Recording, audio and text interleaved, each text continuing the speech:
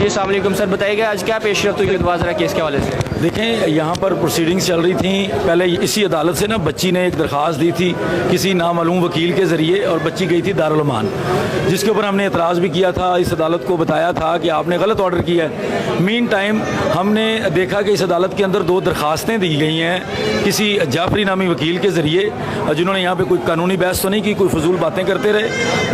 उसमें उन्होंने कहा कि जी हम इस बच्ची की स्टेटमेंट करवाना चाहते हैं दफ़ा 164 की यहाँ, और हम उस बच्ची का पंजाब के अंदर मेडिकल करवाना चाहते हैं, क्योंकि उनको पता नहीं था शायद कि इससे पहले पाकिस्तान का एक बहुत बड़ा मेडिकल बोर्ड ये काम कर चुका था।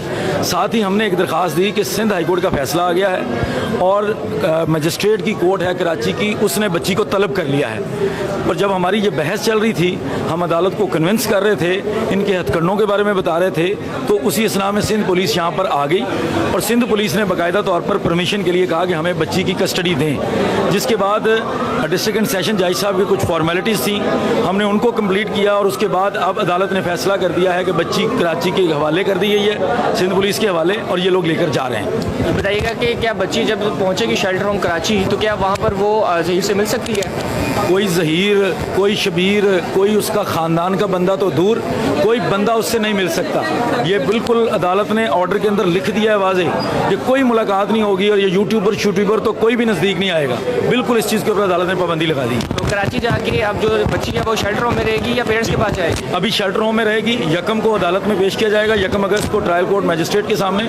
उसके बाद अदालत फैसला करेगी कि बच्ची ने कहाँ रहना है। और जो यहाँ से केस फाइल किया गया था कि बच्ची ने कहा था कि मेरा मेडिकल करवाया जाए, खारिज कर दी हैं अदालत ने, और बिल्कुल बेबुनियाद और फजूल दरखास्तें करार देकर खारिज की हैं, क्योंकि वो किसी वकील ने फजूल बहस उसके अंदर की थी, उसको खारिज कर दिया गया। जो पाकिस्तानी कौम है वो नाउमीद हो चुकी थी जब उसने एप्लीकेशन यहाँ जमा करवाई थी दोबारा कि मैं अपने वालिद के पास नहीं जाना चाहती। क्या कहना चाहेंगे आखिर में? वो मैं हमेशा उनको कहता हूँ, मैं खुद भी यूट्यूबर हूँ, मैं लीगल ईगल्स के ऊपर उनको हमेशा ये कहता हूँ, सब्र करें, हौसला रखें, हक की जीत होगी, और वो आज हुई है। अब बच्ची इन लोगों के इस गैंग के चुंगल से पंजाब से दूर जा रही है, कराची के अंदर होगी बच्ची और बिल्कुल सेफ होगी, अपने वालिदैन के करीब होगी। आप प्रेस कॉन्फ्रेंस में बता रहे थे कि कुछ और भी नाम सर फहरिस्त हैं इस पूरे गैंग में। 35 लोगों का नाम है, हमारी बात नहीं है, प्रोग्रेस रिपोर्ट है पुलिस की, उनके मुताबिक 35 लोग हैं, और 35 लोग किसी रनवे मैरिज में मुलजम नहीं होते।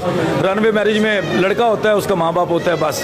ये 35 लोगों का मतलब है, पूरा ग्रोह है, पूरा सेटअप है, और पंजाब में जगह जगह फैला हुआ है, जो आहिस्ता आहिस्ता पकड़े जाएंगे सारे इंशाल्लाह। जी, पूरी कौम को मुबारक हो कि जो इस वक्त दुआज़रा कराची के लिए रवाना हो चुकी है और बहुत जल्द वो कराची पहुँचेगी। अब देखना यह है कि अदालत क्या फैसला करेगी। अल्लाह हाफिज़।